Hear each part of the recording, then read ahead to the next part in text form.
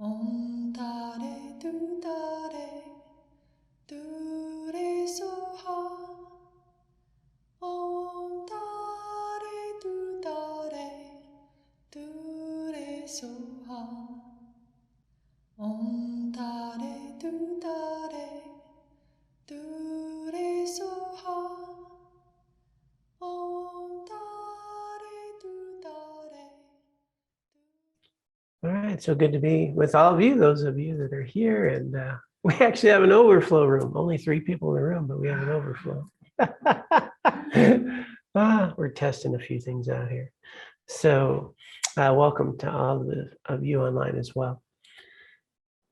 Tonight, we are engaged in the 4th Noble Truth. So we've worked our way through this whole text, and we're coming up towards the wrap up here. And His Holiness is going to lightly touch on three aspects of this path. So last week we talked a little bit about the Shravakayana Path, and that's a pretty fancy word for the path of an arhat. So that would be mostly within our conventional world that we live in, the Theravadan monastics that, well, not just monastics, the Theravadan Buddhists would practice that path. And so that's based in the Pali Canon, and they take then as the path of liberation, the Noble Eightfold Path. So we'll talk a little bit about that so we can just wrap that up nicely. And tonight we'll spend a bit of time on the Mahayana Path, which would be the path of a Bodhisattva. This is very common within the Tibetan culture, as well as China and the Pure Land traditions and Zen Buddhism. So Zen Buddhism would be part of the Bodhisattva path. And then later, I guess we'll touch a little bit on the Vajrayana path. So you got Shravakayana, Mahayana, and Vajrayana, Vajrayanas. But keeping it really fundamentally simple would be the path of an arhat, the path of a bodhisattva, and then the Vajrayana path. Often just people just say Tibetan Buddhism, all of Tibetan Buddhism is this Vajrayana path. His Holiness spent a great deal of time. He went right from the start to when we're in the cause of suffering, the ultimate nature, reality, emptiness. The cause of suffering is our misunderstanding. So here at the end, where you would normally get quite a big presentation of that, there won't be much presentation of that because the vast amount of the text has been all about emptiness, dependent origination, the causes of suffering, the cessation of suffering. And so now this will be much more of method, just method of how do I engage with this path, with methods that will help me free myself from this misperception that I'm clinging to. So that's the basic outline. Hopefully that's giving some clarity.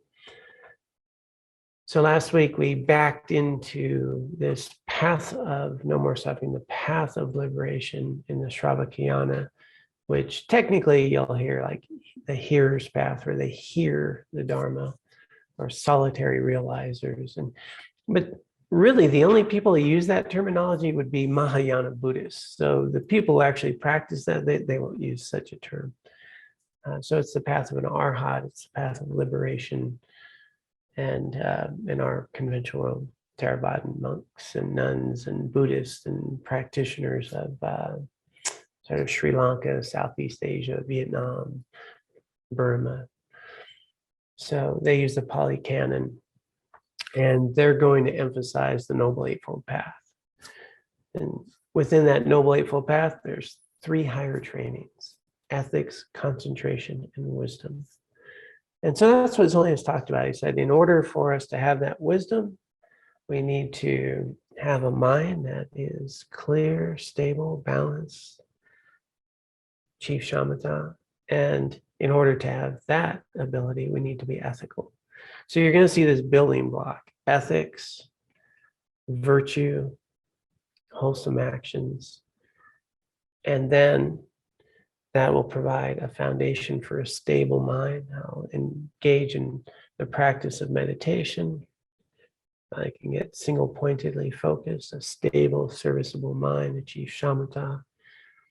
And then I'll combine that shamatha, that single-point concentration, with meditations, vipassana meditations, to examine the very nature of self and my experience. And then with a mind that has this stability, I can deeply just immerse my insights and understanding. And that was the Buddha's big innovation, was it shamatha with vipassana, and the ability to stabilize that realization and understanding of self and his experience.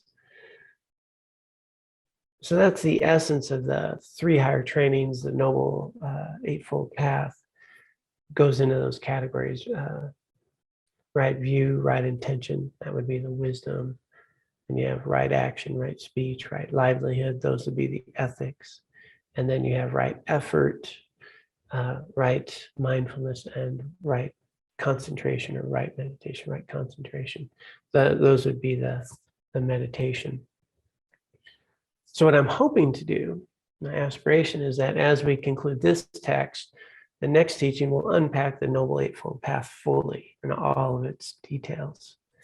And then we'll be able to move to the Mahayana, the 6 perfections in the path of a Bodhisattva.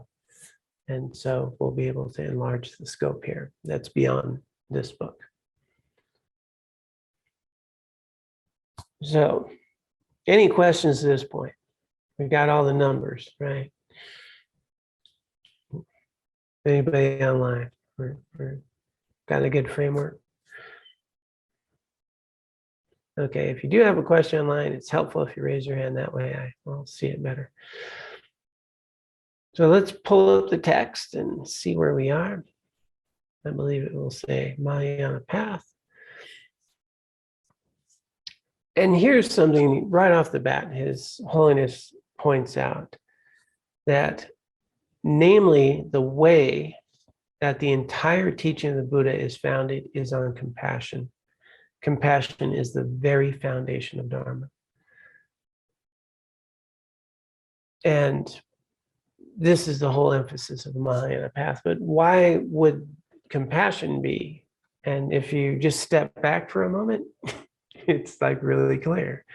What's the motivation of compassion? Is to remove suffering. What's all of the Buddha's teaching? To remove suffering, right? Cause of suffering, cessation of suffering. So everything that the Buddha did was out of compassion. The very foundation of the essence of all the teachings is to remove suffering. Compassion is the desire to remove suffering. So if we step back in a bigger picture, really, ultimately, that's all the Buddha ever taught, was how to not suffer. And so compassion is going to be the driving force of the method to remove such suffering.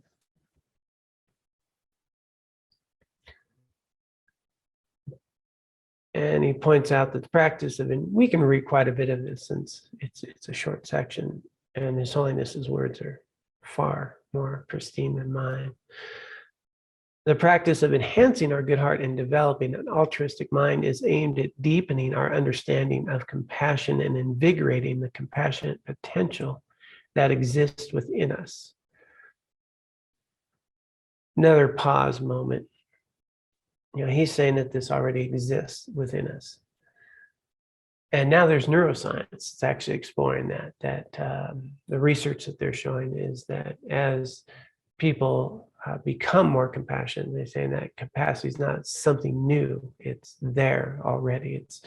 They often will compare it to like language. They'll say if a child was not exposed to language, you hear those stories about a kid out in the woods or didn't have much language, and they never learned language, but the ability for language has always been there.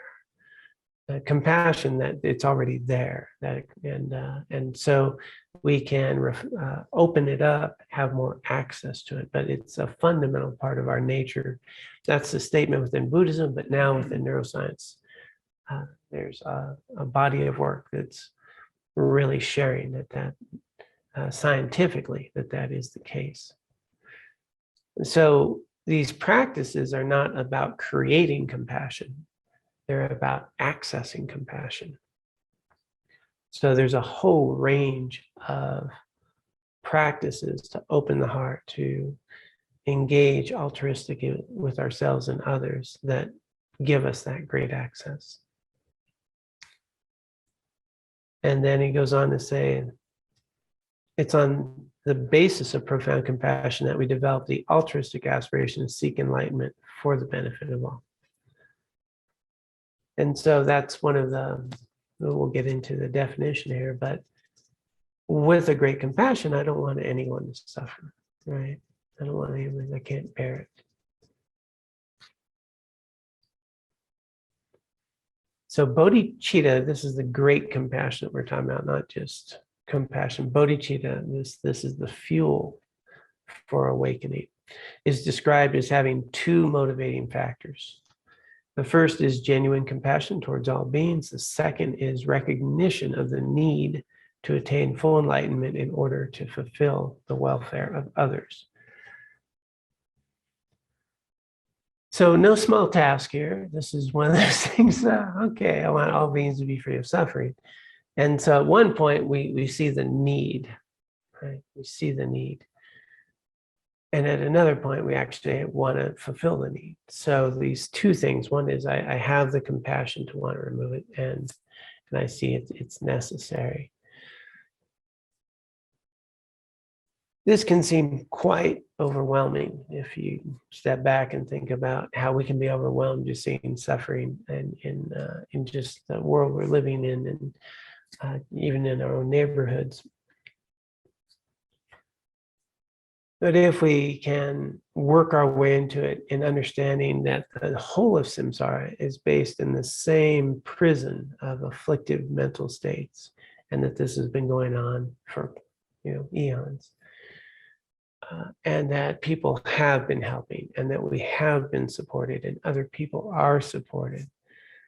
I think there's an approach to recognize that this is a process of the nature of an unfolding, and we have an opportunity to play a very key role in this long-term process, not just this lifetime, but a long-term process. And so there's some potential here to go, wow, look how far we've come, rather than look at the task ahead. So on these 2 points, he says, indeed, to develop altruistic mind of bodhicitta, it is not enough to have mere compassion. Bodhicitta is based on a compassion which carries a sense of responsibility, so that you're willing to take upon yourself the task of helping others. And this sense of responsibility will only arise if you have generated a spontaneous, genuine compassion that extends to all sentient beings without exception. This is universal compassion. It's called Mahakaruna, or great compassion, to distinguish it from ordinary compassion, which is limited. So it's not just the people you like, it's not just the people that we've read about, this is everyone. And everyone is extended beyond humans, animals and the like, and all beings. Sounds like a big task. And he starts there, this cannot happen without the equanimity.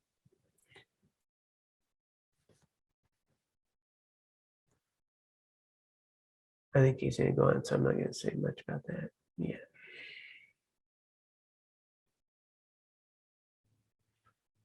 However, this itself will not arise unless you have genuine insight into the nature of suffering, both for your own suffering and that of others. You recognize your state as being one of suffering, then you will also feel a genuine empathy and connection with others. So far as gaining insight into the nature of suffering is concerned, he's going to suggest you reflect on the first and second noble truth of suffering.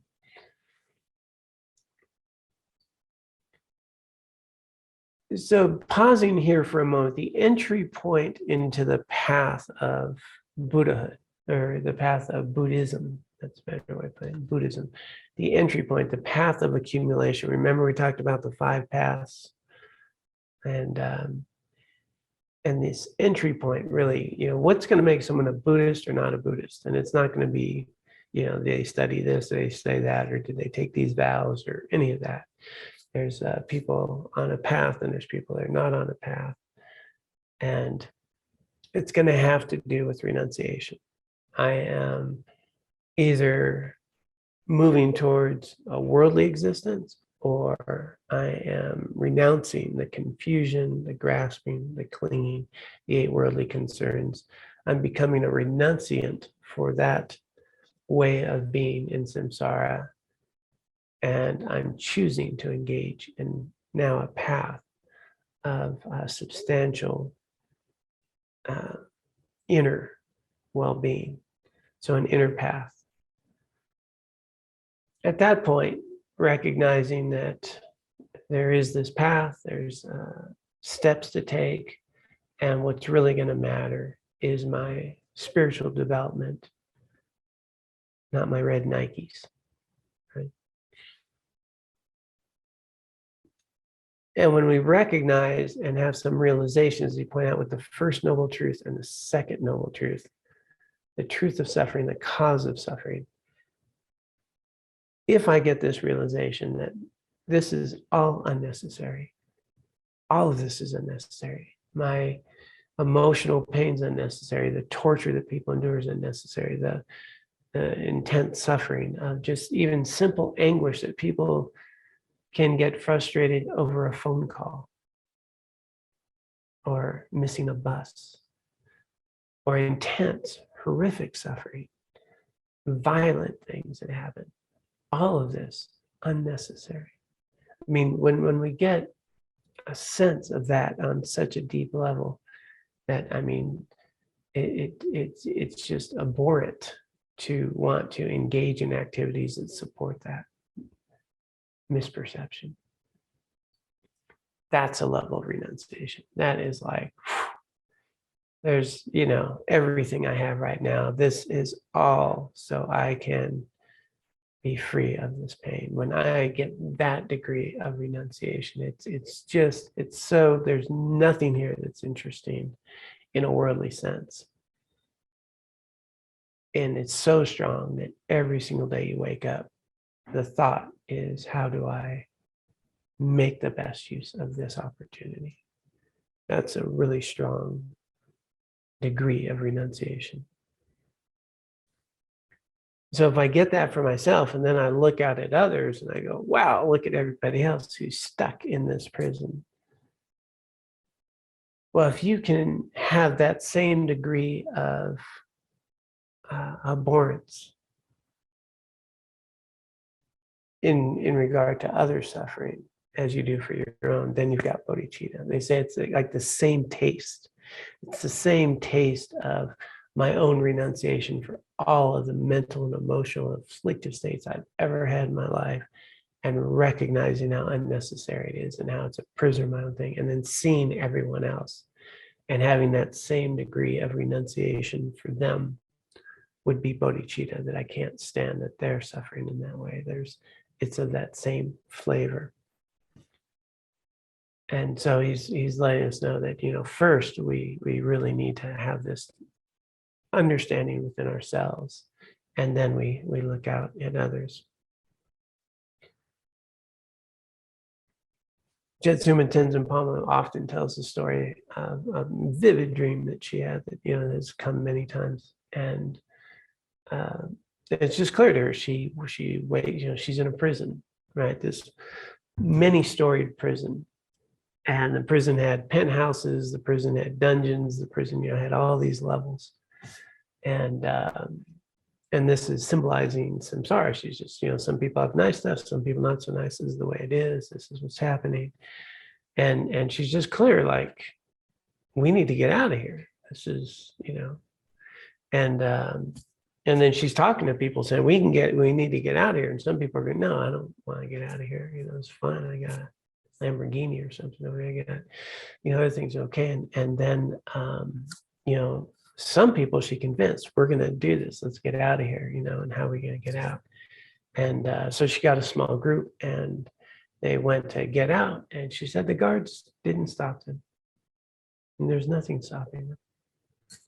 And they got out and they got away. And then, she starts running. They're running to run from this prison. And I think they crossed a river and they're running and it's on the other bank and they're running and they're running. And it's on and there's no end. That building is still there. And she got this, just a little bit of, depressive thought of just, hopelessness. And it's so big, I can't, like why keep trying? And then she remembered that the people running with her, and she said, if I stop, they'll stop. And that's what inspired her to keep running. And it's just a great metaphor for the Bodhisattva motivation that they're talking about here. And that it not only that she's have a great strength to help others, but that because others are there, it gives you strength to keep going. And so, this is just this vivid experience she's had. And I think it's a good metaphor for the fact that we look around and we see that a lot of people don't know they're in prison. Nor did we at one point.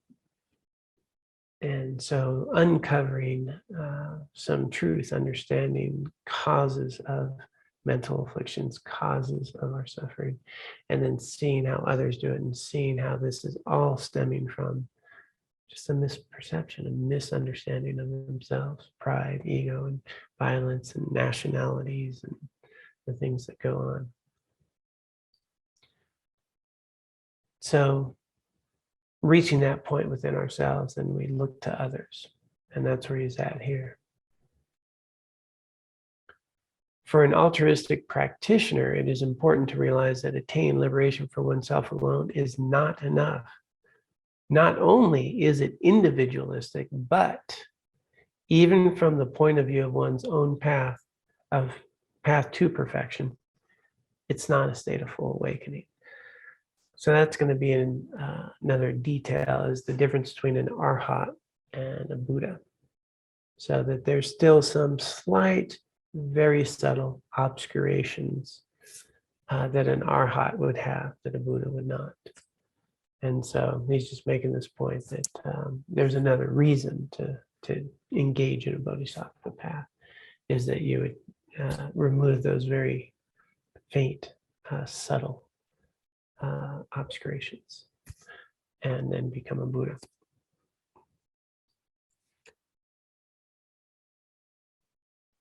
So here, he's sharing that it's critical to cultivate our natural empathy and closeness with others. So there's a method, there's more than one method, there's a couple he's going to talk about to cultivate this bodhicitta. One of the methods described in Buddhist scriptures for doing this is to imagine that all beings are your mothers or someone else who is dear to you. You awaken the compassion. Oops, not clicking here. There you go. The compassion you naturally feel for your mother or someone dear and extend it to all other beings. In this way, you develop a natural and spontaneous empathy. So there's actually six cause, one result. There's a stage of beginning with seeing others as your mothers or as your dear loved ones, and growing that towards others. And so we may talk about that in more detail. And he made a point here to include not just your mother, because some people struggle with their moms. And, some people, so the idea is to really bring to mind someone that you have a deep love for, and then extend it out. There's some ways to bring that mind about. So these steps. But I want to get to the main piece here. However, empathy cannot arise if your emotions towards others fluctuate due to the fact that you view some as enemies and others as friends, that discrimination has to be overcome first. For this, the practice of equanimity is fundamental. Equanimity, fundamental. So whether we're doing 7-point cause and effect method of cultivating bodhicitta, also called 6 cause, 1 result. There we are with numbers again. But it's a tried and true method. Or the other method he'll talk about is equalizing and exchanging self for others. These are 2 tried and true tested methods of cultivating bodhicitta. But ground zero for both of them is equanimity. So 7-point cause and effect, 0.0 is equanimity. So we always start with seeing the value in others, equalizing how I view strangers, enemies, and friends, recognizing their nature, their Buddha nature, recognizing their value. When they engage in harmful actions, recognize the suffering they have, see how they're trapped. So the first 2 points of truth of suffering, cause of suffering, this is going to be critical, because if we look at people doing harmful things, we get angry and they're terrible people. But if I understand cause of suffering, no, they're confused people. They're people that are misperceiving their whole experience, and they're creating horrific karmic imprints in their lives and doing a lot of damage. And it's hard to have compassion for that unless I understand the confusion, unless I understand that underneath all that confusion is another being like me who did not have the opportunities I did, who did not find their way to some care and some compassion the way I did. And then instead of anger and frustration, I can have some compassion, some understanding, and recognition of the prison that we're in, and that different people have no access to understanding true causes of well-being. But if I can get there, then I can start having this equanimity and start seeing that, what if I started seeing everyone I come in contact with as one way to attend to it as just confused like me. And I think that's a good way. I often will just think of it, just like me. Yeah, they're confused too. Another approach is to just attend to their Buddha nature, that underneath all that prison is a Buddha just like me. Sometimes that can be harder to access. It's much easier for me to access the knucklehead things people do, because I can relate to that. And so if I can start softening how I attach to some people and have aversion towards others, this is that process of equanimity, is noting, and for me, that how do I exaggerate the qualities in people? Exaggerate. Yeah, try to find a love song that's based in reality. Pretty challenging. We're going to exaggerate the qualities. But how do I, notice how I exaggerate the negative sides of people that I find annoying, or the people I really enjoy? Start noticing, is it really about them or is it about me? Because that's, if we go back a few teachings, I'm going to notice that how I'm experiencing the world is going to have a lot to do with what I've cultivated within my mind stream. And if I can start attending now with other people in a prison with me, out of compassion, the equalization is going to start happening very, very naturally. I won't have to do a lot. But if I keep reifying that person's a jerk and that person's an idiot and they did this maliciously or they did that on purpose, well, now I'm reifying something that's not true. So there's a process to notice that. You go, wait a minute, that's not their very nature. That's something they did. And that person is also becoming, they're different today than yesterday. They're doing something different. One day they could be hitting someone. The next day they could be helping a child across the street. Matter of fact, that could happen in the same hour, right? Which is it they are? Well, they're neither, right? They're a human being confused, trying to be a way to get their needs met and be okay, who can be helpful at moments and hurtful at moments. And but both those moments will come and go, and all of those moments arose based on causes and conditions within our environment, within just the things we're exposed to. I was reflecting today, a little epiphany. Maybe it's a epiphany, not sure which. But I was thinking about just television.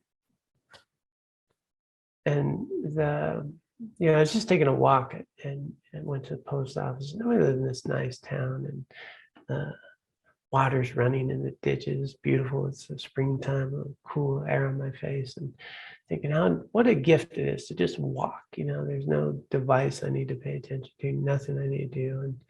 And I was remembering my time in sociology in a book that came out, like won't nail the title, but it was like Bowling League Nation or something like that. That there was a time when we used to visit, we used to talk, we used to do things together. People would show up at your door, you didn't know who they were, I mean, you knew who they were, but you didn't know when they knocked. You're like, we pretty much know who's coming to our house now. And neighbors visited, and there was a bowling leagues was this big metaphor, but you belonged to 4-H club, you joined bowling clubs, people did things together and socialized, and they had their shirts. I had a bowling ball, pearl white, said Johnny on it. And we did the league thing for a bit. And then he compared this to the advent of television, and television came. Television comes. And now we've got TV trays. I remember TV trays. So pull those things out and they pop out. You don't even need to get off the couch. You don't need to get a dinner table. And TV dinners. And then the shows. And then the shows that we watched. And, before that, there was some radio, but now TV shows. And, people watch that. Mutual of Omaha's Wild Kingdom. Wonderful World of Disney. You do these things, and it was cultural, and we still talked about those things, right? You went to school and you went to work, you talked about things, and I was thinking about that, and then I was thinking about, there was still I think a cultural benefit to some degree, right? Because most of the stories had morals, right? And those were things that we had, social norms and things of that nature. But then I was thinking about today, it's, because I've been looking a little bit, so this is what got me going.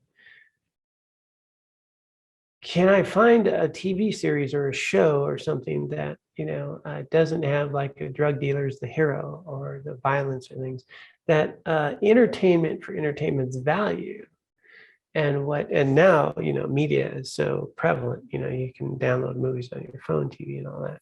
Like, we don't have a TV, but I can pretty much watch anything on this device. But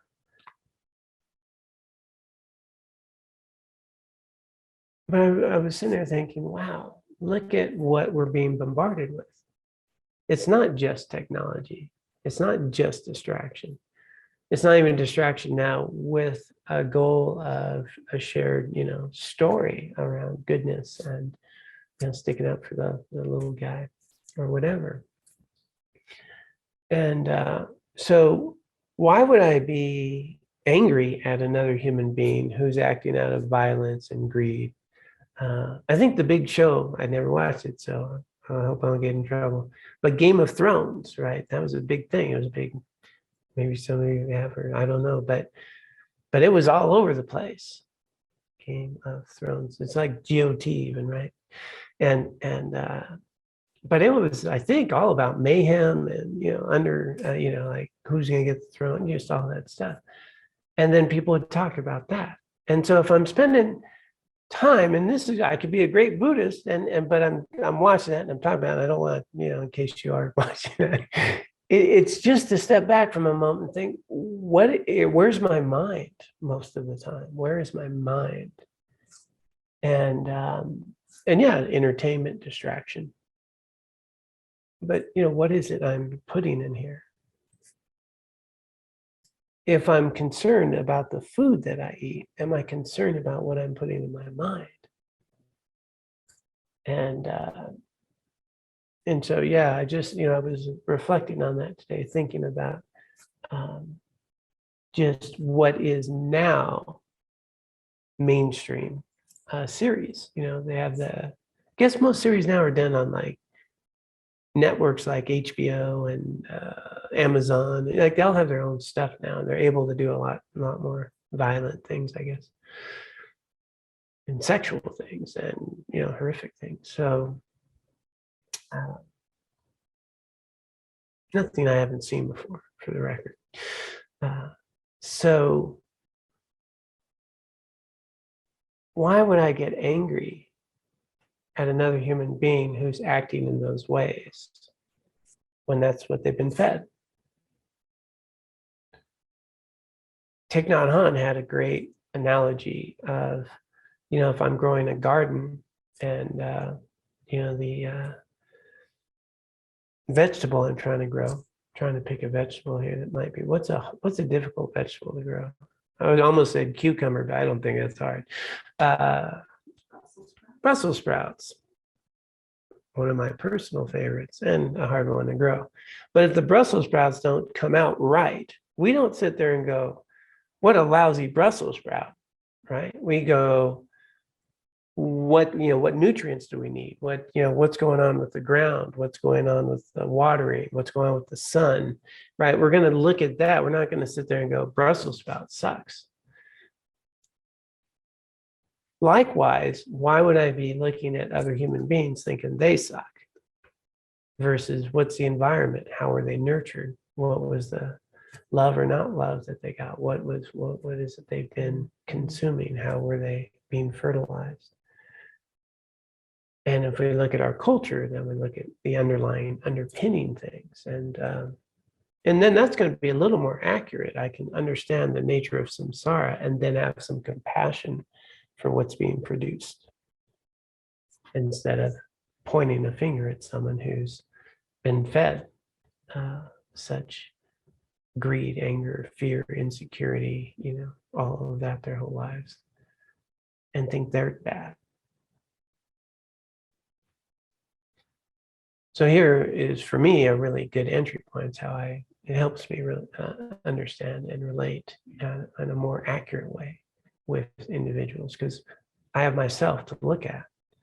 I grew up in fear, violence, and those types of things, and I acted in those ways. And I had another opportunity later in life to get some different inputs, right? Different fertilizer and some opportunities to show up in a different way. And my own personal experience has been uncovering, something I've always wanted to be a good human being. I always wanted to be loving. I always wanted to be kind. I just didn't know how very well.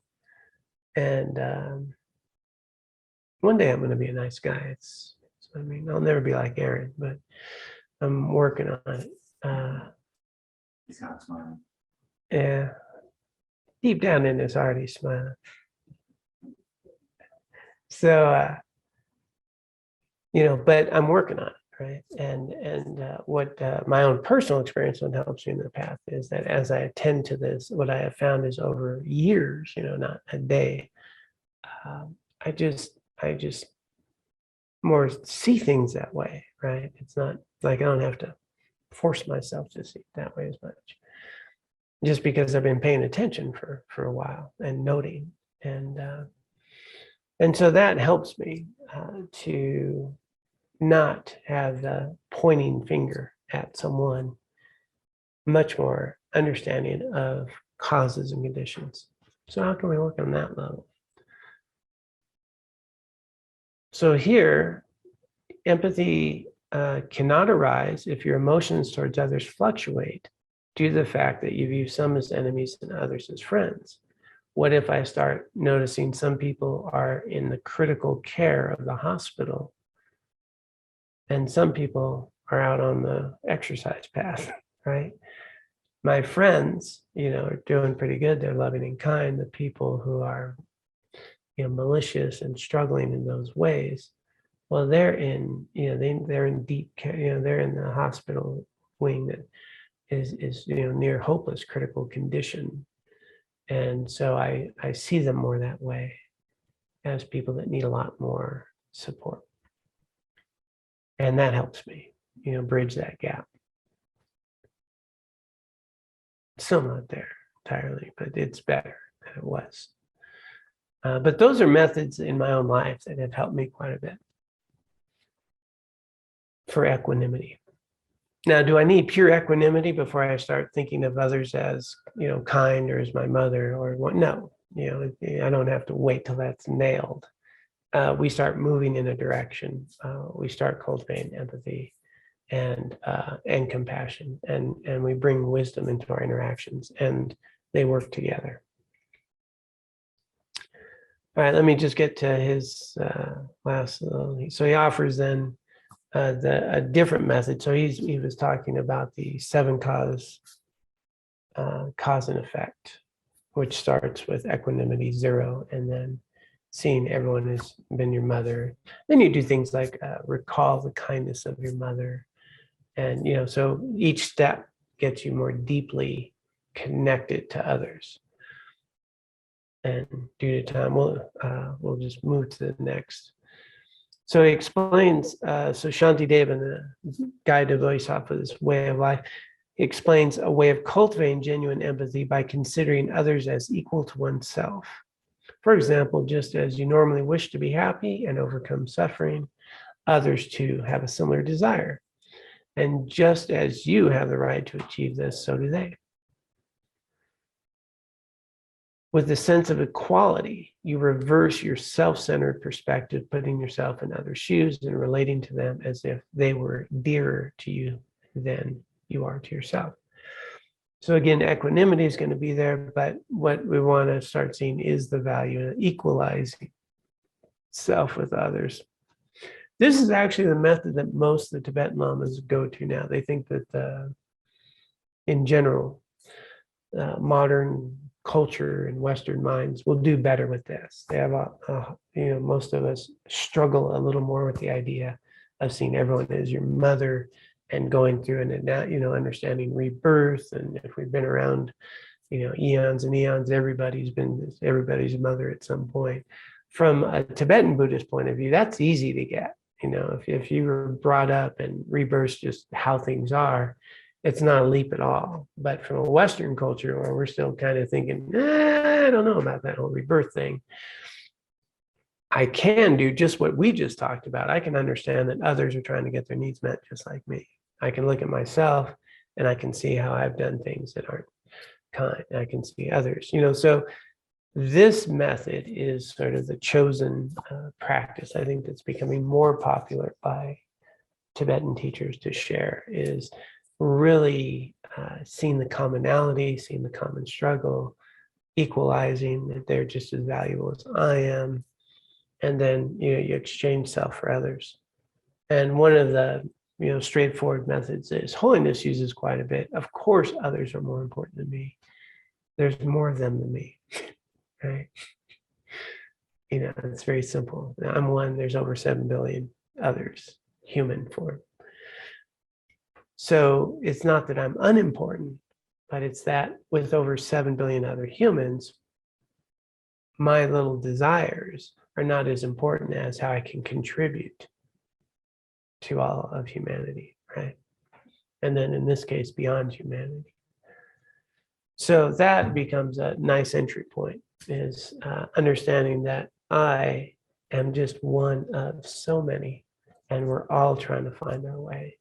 What's the best way I can utilize my life and this opportunity to be of benefit to all this?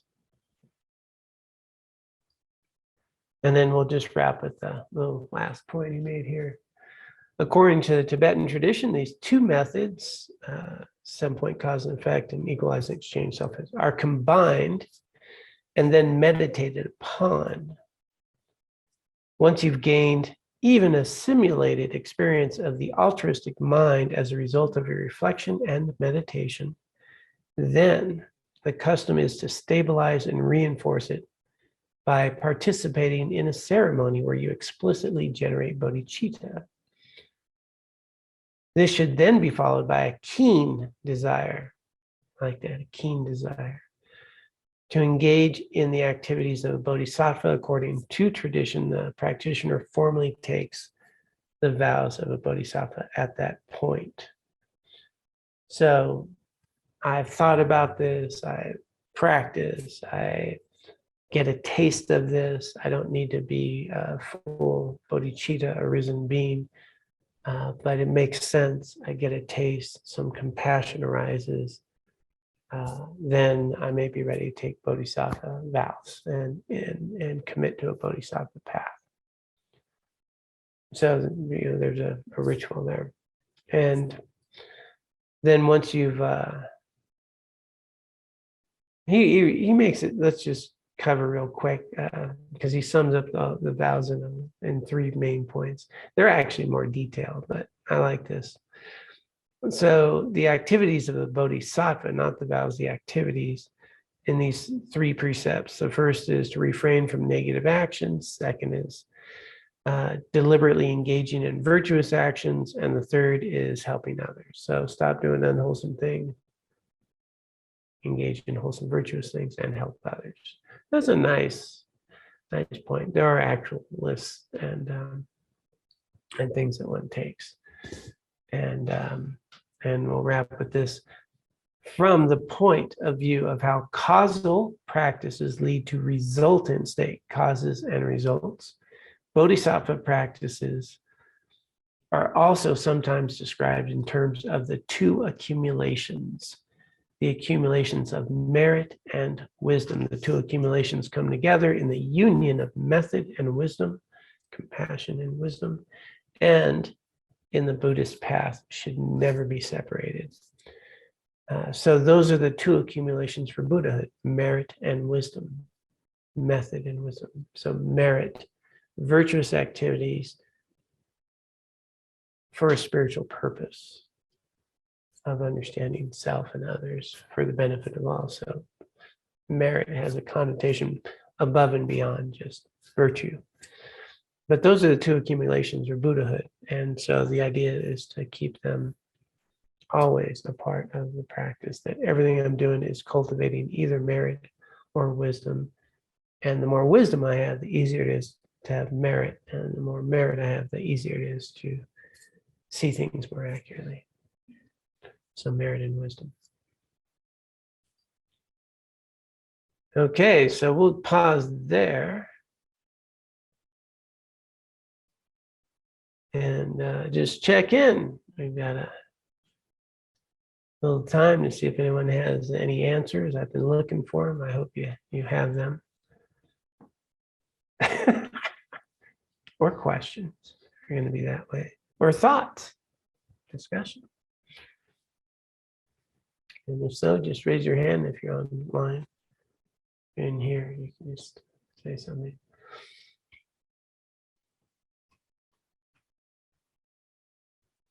And Carla. John, I kind of drifted off a little bit there, but you said merit wasn't just the accumulation of Virtue. Virtue, yeah. Yeah. So what else is involved? Yeah. So it would be virtue engaged in, with the motivation of helping all beings, of virtue with the motivation of understanding self. So it's virtue engaged in this Buddhist path. It's virtue engaged in a spiritual path of understanding. So that it's not just people can do good things and have virtue and get good results, but it won't necessarily gain them any spiritual understanding. You know, a lot of people are in a nice situation now, loving, kind people, and they've got the results of good karma, but they have no understanding or access maybe to a spiritual path. You know, there's just nice human beings who are doing well. So it'd be engaging in virtue. So that's why we started with the motivation before the teaching, and then we dedicate at the end, right? We're bringing a motivation to the virtuous activities that we're engaging in this, not merely for ourselves, but for the benefit of all beings, that we may use our merit and our wisdom to be of benefit, to understand ourselves and our experience. Does that make sense? That clear? Yeah, so it kind of sounds like virtue with the basis of compassion. Maybe it'd be Not just compassion, again, towards enlightenment, towards awakening, towards a spiritual path. Does that make sense? yeah, Yeah. virtue with a purpose. There you go. Purposeful. But the purpose is not just so that you can have yeah, we'll just leave it at that before I go any further. Yeah. So that kind of brings me to another thing I've been wondering is the arhat, which from what I understand is the liberation of just oneself. Yep. That just seems a little bit like, that doesn't seem like it even fits into what you just described. The whole discussion for tonight. Yeah. So you use this word compassion. What if, and by the way, arhats are, you know, very compassionate as well, and they do care about others as well. And so someone's trying to get in the back there. I don't know.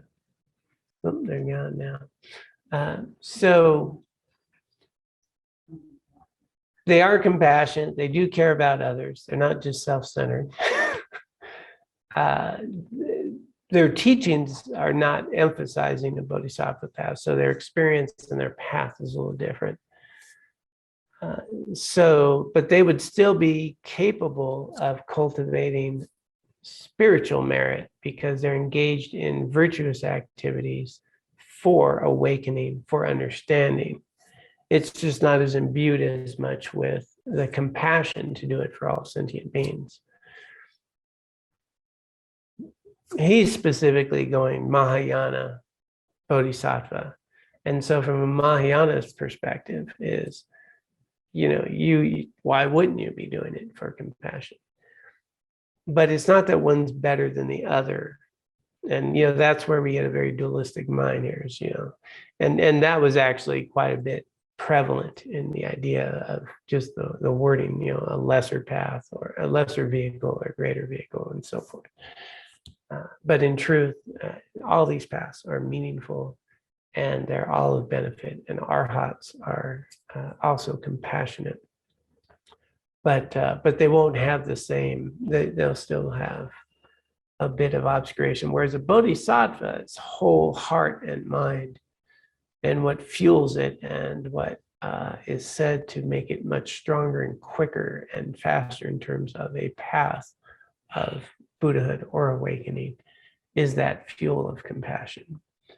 And that makes it just you know, I've snapped my fingers, nothing that quick about it, but it's quicker. Yes. So a mantra I frequently say is, "Oh, may my friends be happy, friends who keep soul, friends who do, enemies be happy, enemies be good, I be happy, peace with free, all be happy." I'm thinking, and so I changed it. I don't want to say enemies. I don't want to think enemies. I'll just say non-friends. But in listening to this, perhaps would it be helpful in developing more equanimity to just say, like, drop all the categories and just say may we all be happy. Just forget all the each, I, and friends with that. Does that sort of fit to what you're saying with equanimity? And so for everyone out there who may have not heard that entire question. So there's a prayer, may my friends, may my family, different categories of people, they're wishing them be happy every day. And so the question being, instead of having all those categories with equanimity, might it be more helpful to all beings, right? May all beings be free and happy. And so there is a great benefit, and you'll see that in a lot of, the writings, may all beings be free of suffering and so forth. I do think there is a value in some categories in that it gives a more personal connection. So, so I might be saying all beings, but I may bring to mind an animal or a deer or a wolf or, and I may bring them to mind. So I'm making a stronger connection with my wish, right? And so for me, I find that helpful a little bit. I'm not saying one's better than the other, but when we develop equanimity, you're taught about friends, people you don't like, and strangers. And strangers, the category I want to focus on the most, because I want to make them as real to me as the other categories. Because the neutral people, strangers, I just don't know them that well. They're not, I don't have a strong wish. But if I can bring them to life a little bit, then it's helpful. And so to some degree, it might serve a little benefit if you said it, understanding, I want all beings, including, these different categories, if it helps you think of them, that's all. But not one's better than another. But it's whatever, helps you in the best way. Sometimes I want to dial right in.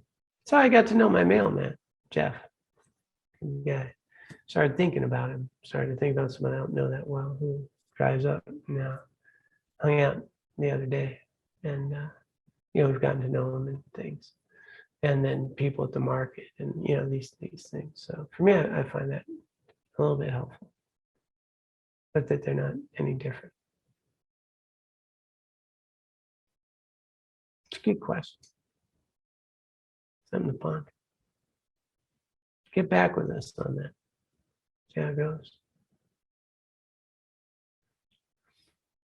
And then we'll also say all beings are all sentient beings, so that's very common. Without exception, without exception.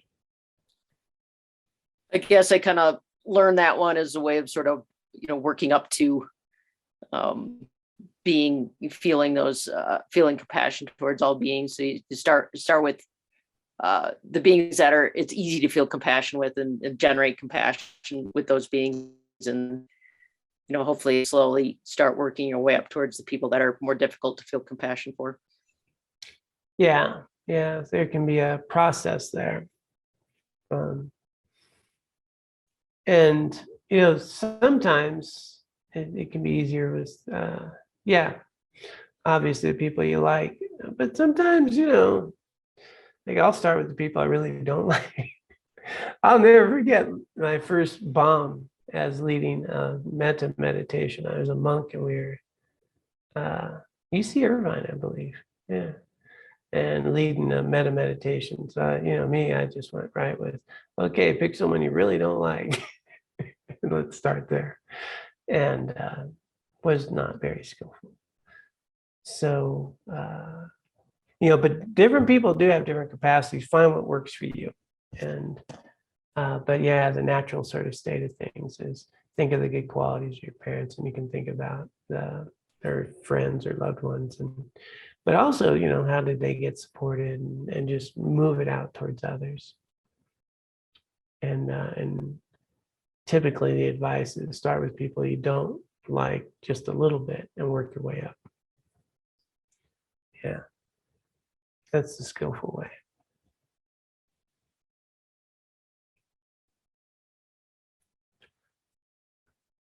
Okay, anybody else before we call it a night?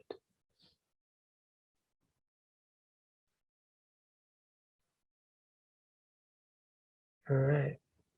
Well, let me pull up the dedication. So just a moment here.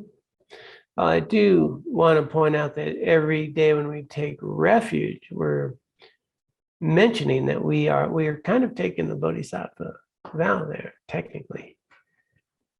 Through the positive potential I create by practicing generosity, ethics, patience, joy, effort, concentration, and wisdom, may I attain Buddhahood for the benefit of all sentient beings. So right there, you're setting a Bodhicitta motivation. Right there, you are talking about the Bodhisattva path and cultivating that aspiration of Bodhicitta. So next week, I would like to talk a little bit about the 6 perfections that are here: generosity, ethics, patience, joyous effort, concentration, and wisdom.